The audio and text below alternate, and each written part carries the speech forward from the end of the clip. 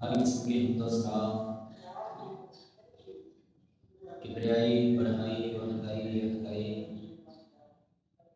اللہ مالک کائنات کی ذات مقدس اطہر پاکہ اور بالا کی کروڑواں درود و سلام آپ کا کائنات سید الاولین والآخرین امام اعظم امام کائنات امام المرسلین اور امام المجاہدین سیدنا جناب محمد رسول اللہ صلی اللہ علیہ وسلم کی ذات مقدس کے لیے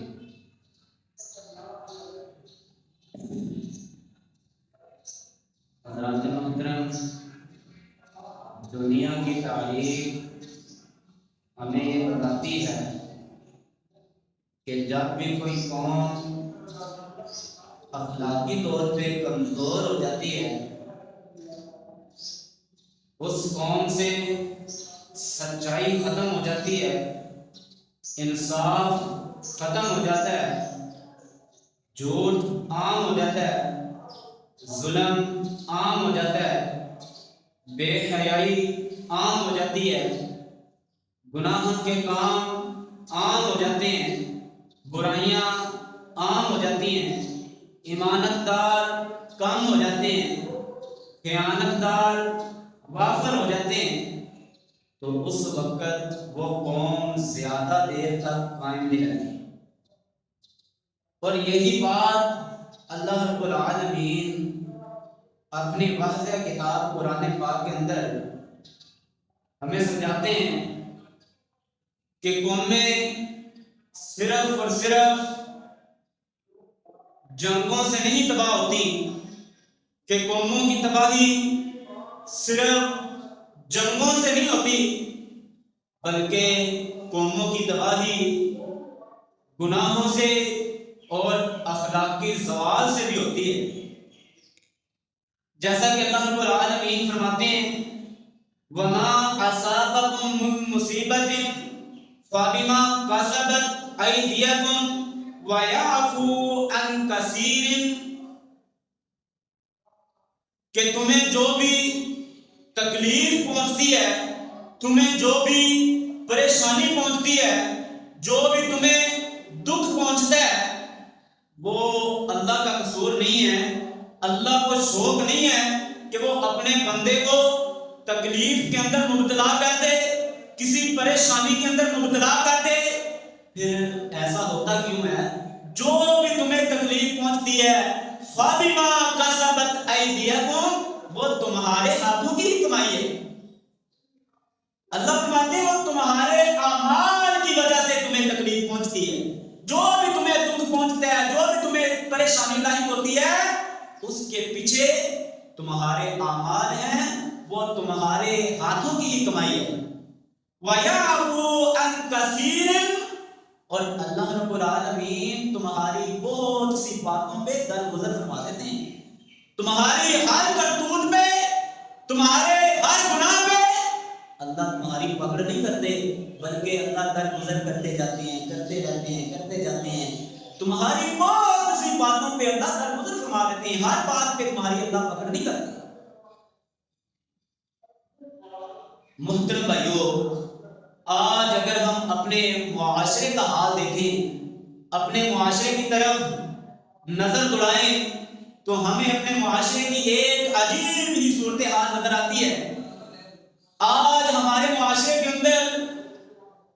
گناہ عام ہو چکا ہے، جھوٹ عام ہو چکا ہے، ظلم عام ہو چکا ہے، اور جناب اللہ سچ کم ہو چکا ہے۔ سچ بولنے والے لوگ ملتے نہیں ہیں، ایمانت دار کم ہو گئے ہیں، ایمانت دار آج ملتے نہیں ہیں، خیانت دار وافر مقدار کے اندر پھرتے ہیں، جھوٹ بولنے والے وافر مقدار کے اندر پھرتے ہیں۔ حالانکہ یہ وہ قوم ہے جس کے بارے میں اللہ رب العالمین فرماتے ہیں کنتم خیر امۃ اخرجت للناس تأمرون بالمعروف وتنہون عن المنکر۔ اللہ فرماتے ہیں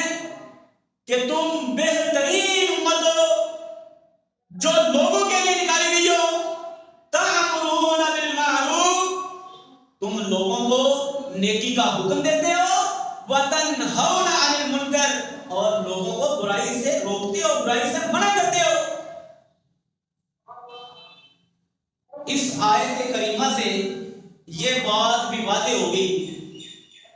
کہ مسلمان صرف عبادت کرنے والا انسان نہیں ہے, بلکہ مسلمان اپنے معاشرے کی اصلاح کرنے والا بھی انسان ہے. یعنی کہ اب ایک بندے کو ایک نیکی کا پتہ ہے, ایک چیز کا پتہ ہے, ایک کام کا پتہ ہے یہ غلط ہے اور یہ ٹھیک ہے, لیکن وہی کام وہ کسی بندے کے اندر دیکھتا ہے, کسی بندے کے اندر وہی غلطی دیکھتا ہے, وہی چیز دیکھتا ہے, لیکن وہ بندہ اس کی اصلاح نہیں کرتا, تو یہ بات غلط ہے. بلکہ اس بندے کو فوراً اس کی اصلاح کرنی چاہیے, کیونکہ ایک چیز کا بندے کو علم ہے تو دوسرے کو اس بتانا چاہیے, دوسرے کی اس پہ رہنمائی کرنی چاہیے. لیکن آج ہمارے اندر یہ بات بھی ختم ہو چکی ہے. آج اگر ہم اپنے ارد گرد دیکھیں تو یہ ظلم, بے حیائی, برائیاں, جھوٹ, یہ ہمیں بہت زیادہ دیکھنے کو ملتے ہیں. لیکن اب سوچنے والی بات یہ ہے کہ جیسے ہی رمضان مبارک کا مہینہ آتا ہے تو انسان اپنے آپ کو سدھار لیتا ہے, جھوٹ بولنے سے گریز کرنے لگ جاتا ہے, برائیوں سے باز آ جاتا ہے, سچ بولنے لگ جاتے ہیں, نمازوں کے اندر سستی دور کر لیتا ہے, عبادت کے اندر جو رمضان سے پہلے غفلت کیا کرتا تھا اس کو دور کر لیتا ہے اور نیکیاں کرنا شروع کر دیتا ہے. لیکن جیسے ہی رمضان مبارک کا مہینہ گزر جاتا ہے, چلا جاتا ہے, تو یہ بندہ پھر وہی گناہ, پھر وہی برائیاں, پھر وہی جھوٹ,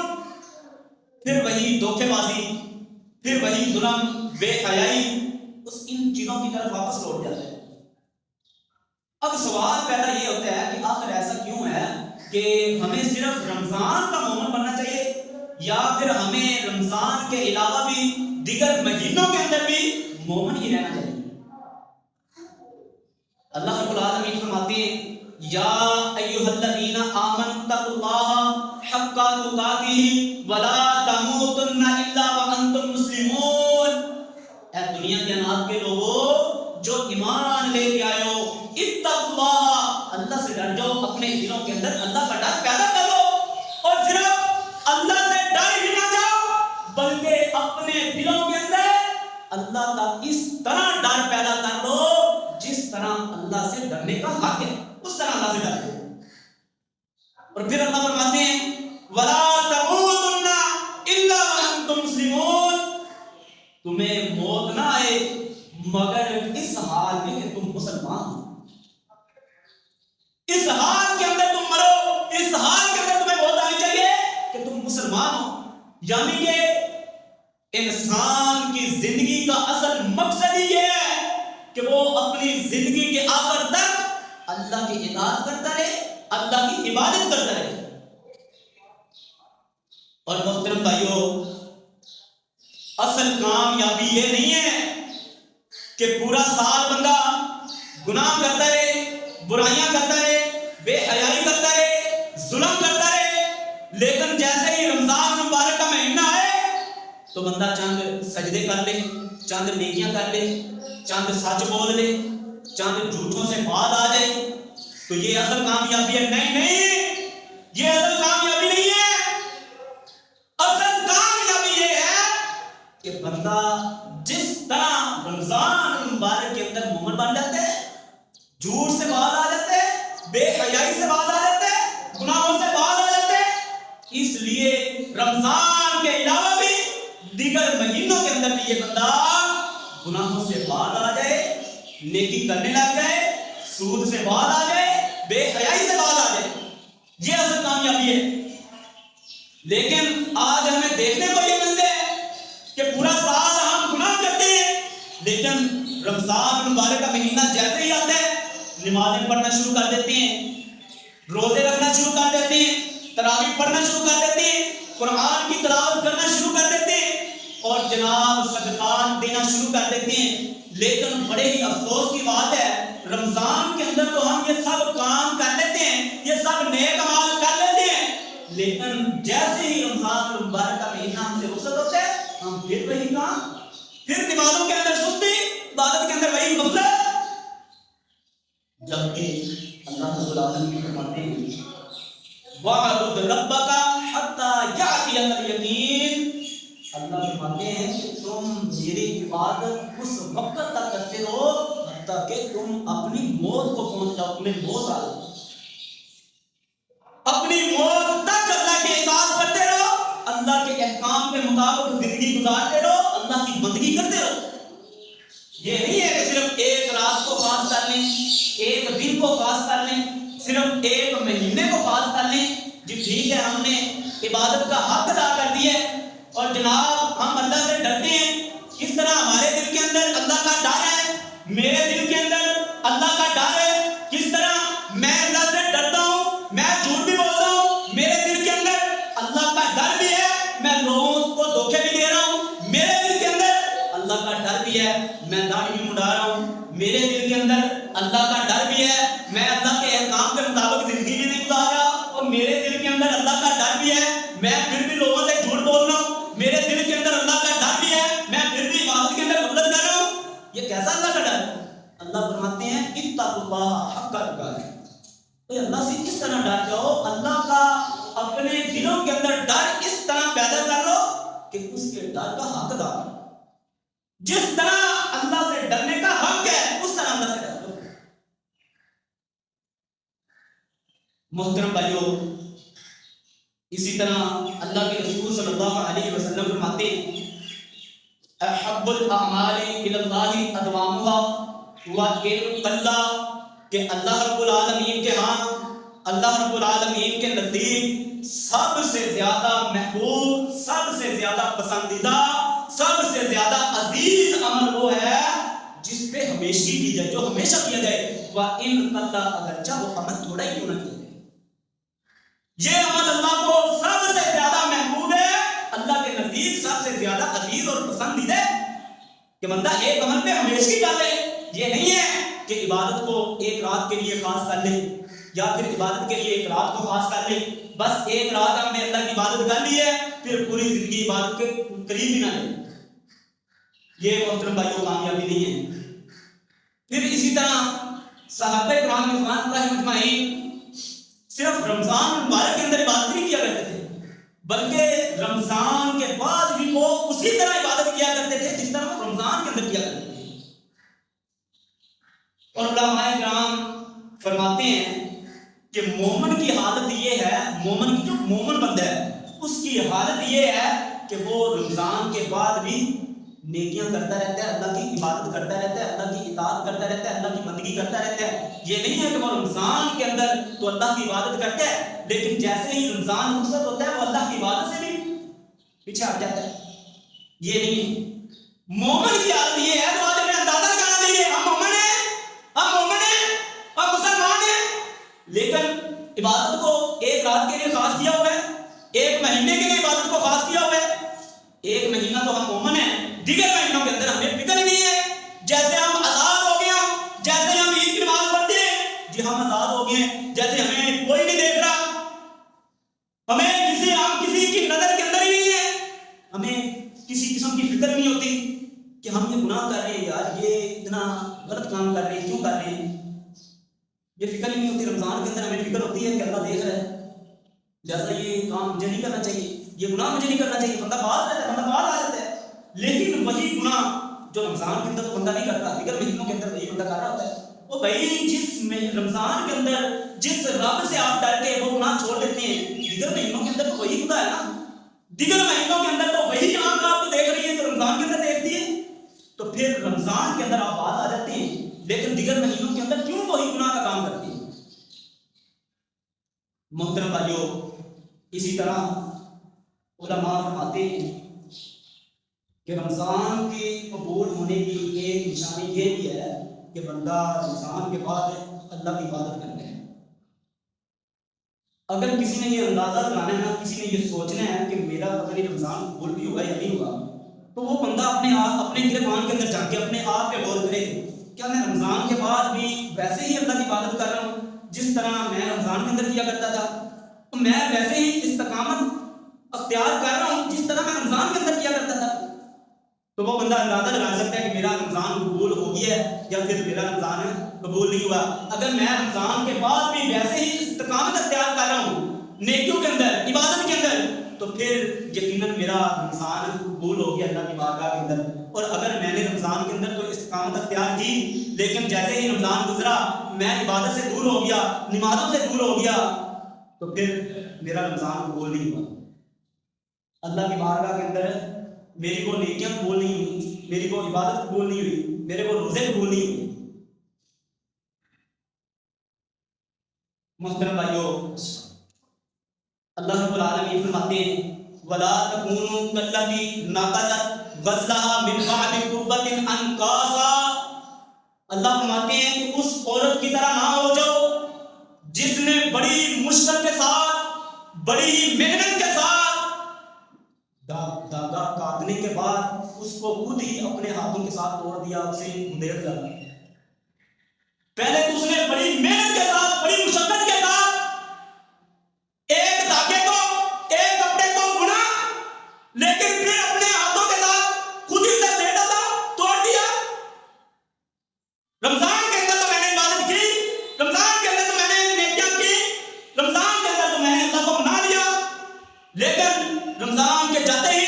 میں نے عبادت چھوڑ دی، اللہ کی بندگی چھوڑ دی، پھر اللہ کو ناراض کر دیا۔ پھر اسی دھاگے کو جس کو میں نے رمضان کے اندر اتنی مشقت سے بنا تھا، رمضان کے جاتے ہی میں نے اپنے ہاتھوں سے اسی دھاگے کو توڑ دیا، ادھیڑ ڈالا، اپنی محنت میں پانی پھیر دیا۔ نہیں ہوتا بھائیو، یہ کام نہیں ہونا چاہیے۔ اور رمضان کے اندر ہم نے اللہ کو منا لیا تھا، اللہ ہم پہ راضی ہو گیا تھا، ہم نے اللہ سے وعدے کیے تھے کہ رمضان کے بعد بھی اللہ تیری ہی عبادت کریں گے۔ اور جس طرح ہم رمضان کے اندر تجھ سے ڈر کے گناہوں سے باز آ گئے ہیں، رمضان کے بعد بھی ہم ویسے ہی تجھ سے ڈریں گے،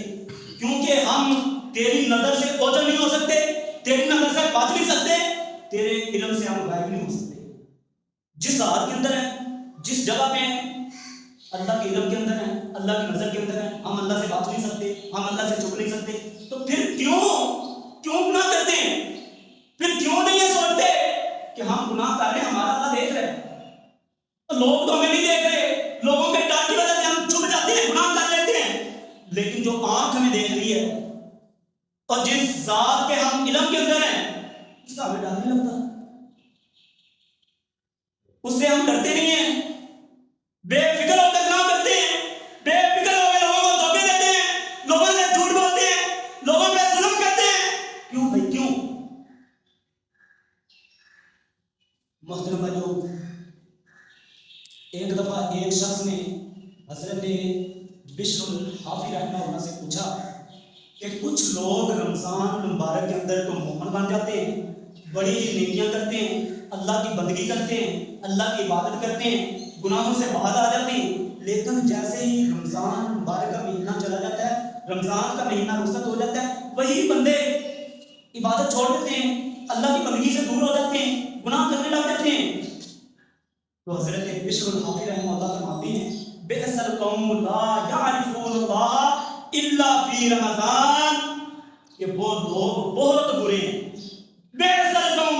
وہ لوگ بہت برے ہیں، یعرفون اللہ الا فی رمضان، کہ جو صرف اپنے رب کو، اپنے پروردگار کو رمضان کے اندر پہچانتے ہیں۔